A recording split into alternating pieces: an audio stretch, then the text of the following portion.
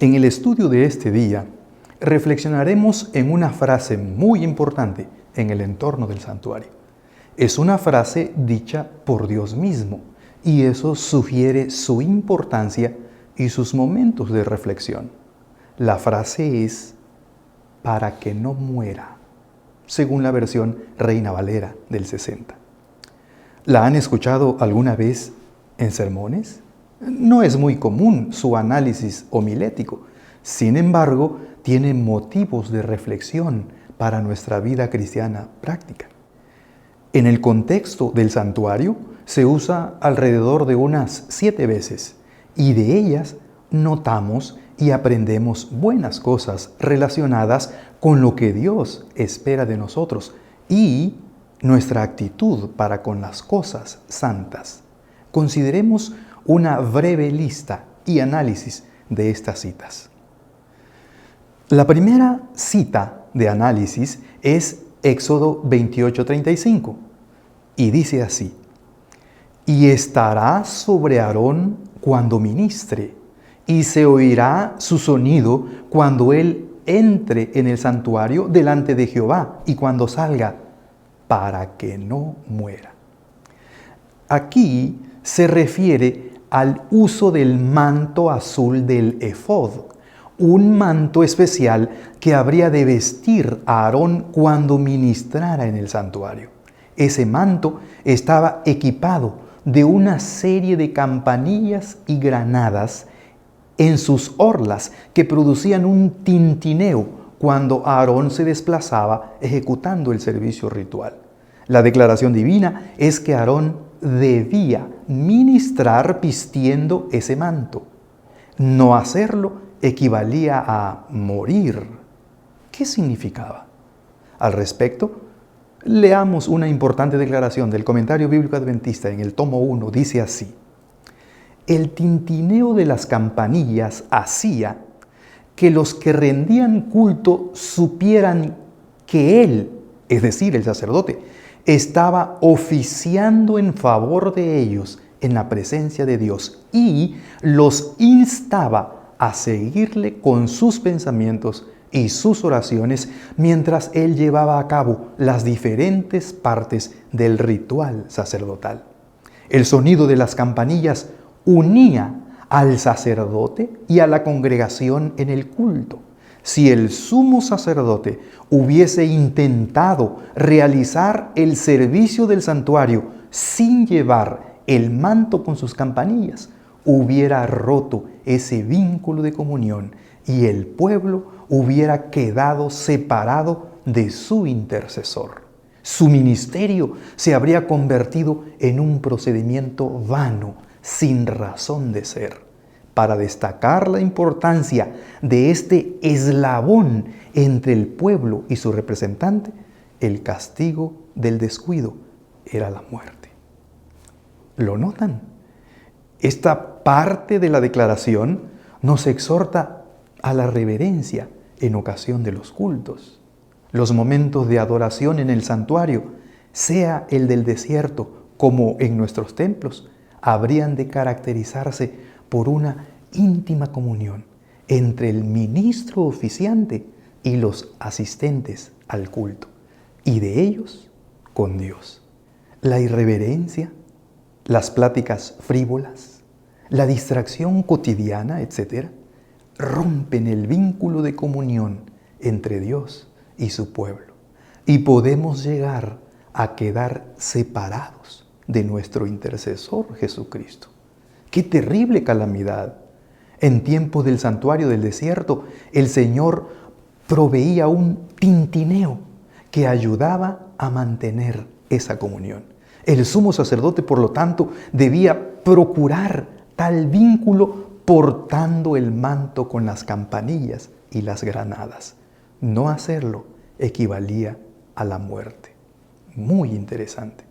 El párrafo continúa así: las campanillas y las granadas nos recuerdan que por fe nosotros podemos entrar confiadamente en el lugar santísimo por la sangre de Jesucristo para obtener el perdón de los pecados. Por fe, también nosotros podremos oír el sonido desde el santuario que dirigirá nuestra mente y nuestro corazón hacia arriba, al lugar donde Cristo está sentado a la diestra de Dios para hacer intercesión por nosotros. ¿No es ilustrativo? Dios nos ayude para que en los momentos de culto y adoración a Él haya sonido de campanillas y granadas que nos recuerden dónde estamos y así podamos dirigir nuestros pensamientos hacia aquel que intercede por nosotros. Un culto así, reverente y concentrado en Jesús, es fuente de vida. La siguiente mención de la frase en estudio es en Levíticos 16, en el contexto del día de la expiación. La indicación dice así: Y Jehová dijo a Moisés, di a Aarón tu hermano, que no en todo tiempo entre en el santuario detrás del velo, delante del propiciatorio que está sobre el arca, para que no muera, porque yo apareceré en la nube sobre el propiciatorio. Y continúa en el mismo contexto. Y pondrá el perfume sobre el fuego delante de Jehová, y la nube del perfume cubrirá el propiciatorio que está sobre el testimonio, para que no muera. La indicación divina parece relacionarse otra vez con la reverencia en las cosas santas. En este caso, a Aarón se le instruyó sobre cómo habría de presentarse delante de Dios y no morir. Habría de hacerlo solo en el día de la expiación y cubierto por una nube de incienso provocada para ese momento.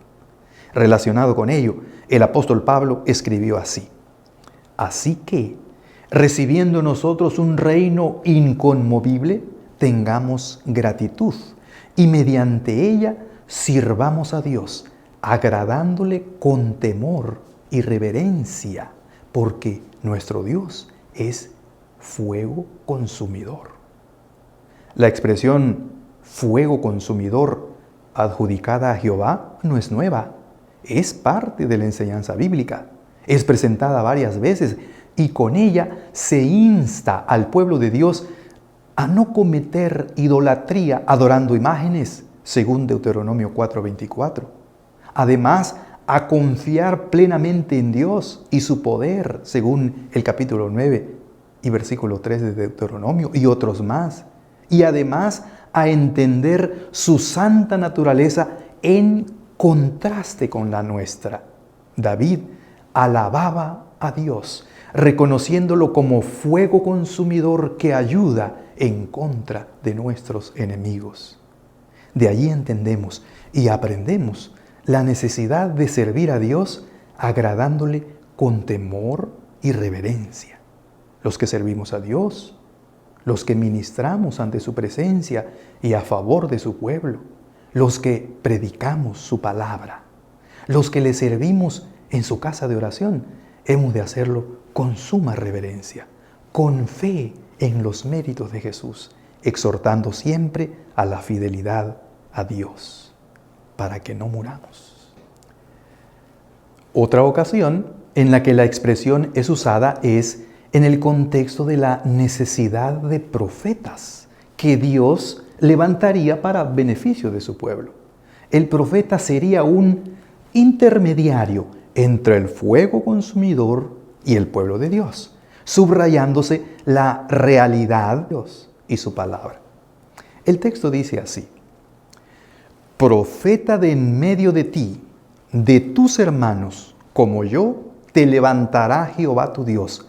A él oiréis, conforme a todo lo que pediste a Jehová tu Dios en Horeb, el día de la asamblea, diciendo: no vuelva yo a oír la voz de Jehová mi Dios, ni vea yo más este gran fuego, para que no muera. A él oiréis, dice el Señor, es decir, al profeta, al enviado de Dios, al mensaje que viene a través del profeta. La importancia de reconocer al profeta de Dios y seguir sus amonestaciones tampoco es nueva. Es indicación divina. Un relato bíblico que resume esta enseñanza es el de 2 de Crónicas 20, donde un acosado rey Josafat, clamando por victoria a Jehová, se humilla delante de él e inspirado declara: creed en Jehová vuestro Dios y estaréis seguros. Creed a sus profetas y seréis prosperados. La victoria llegó en aquella ocasión y sin duda llegará en la nuestra. El contexto del uso de esta frase nos insta a comprender y apreciar la labor noble y sufrida de los profetas del Señor y a seguir sus amonestaciones. Las palabras del profeta son las palabras de Dios. Sus amonestaciones son las de Dios. Sus consejos son los de Dios. El trabajo del profeta es asignado por Dios. Bien hace el pueblo de Dios cuando considera y respeta los mensajes de Dios enviados a través de sus siervos, los profetas. No son estas todas las veces en las que la frase "para que no mueran" se usa. Hay otras menciones más. Por ejemplo, según Éxodo 28:43, los sacerdotes habrían de vestirse calzoncillos de lino desde sus lomos hasta sus muslos. Curioso, interesante. Según Éxodo 30, 20 y 21, habrían de lavarse las manos y los pies antes de los servicios rituales. Todo esto para que no mueran, dijo el Señor. Además, según Número 4:15 y 17 al 20, los coatitas, quienes eran los encargados de cargar los muebles del santuario durante los traslados, no habrían de mirar con curiosidad ni relajamiento los muebles del lugar santísimo. Se les exigía respeto y suma reverencia. Notamos y resumimos entonces que todas estas otras menciones son dadas en el contexto de la conducta hacia la santidad de Dios y la necesaria reverencia hacia las cosas santas. Consideremos las siguientes conclusiones. La frase "para que no muera" es una expresión bíblica que nos previene de conductas inapropiadas en nuestra relación con las cosas sagradas. Tal frase nos anima a ser reverentes y considerados ante las cosas santas y durante los cultos de adoración a Dios. Todo hijo de Dios, incluyendo líderes y pastores de la iglesia, somos instados a promover la reverencia de vida en la casa de Dios, por precepto y por ejemplo. Hemos de presentar y promover la conducta apropiada delante de Dios. La frase también alude a nuestra necesidad de intercesión. No hemos de olvidar que Dios es santo y nosotros somos polvo, dice el salmista. No se nos olvide que hay condiciones prescritas para poder acercarnos confiadamente hasta el trono de la gracia. Hemos de seguir las indicaciones divinas para poder acercarnos con propiedad hasta la presencia de Dios. Hoy lo hacemos en el nombre de Jesús. Lo hacemos por sus méritos.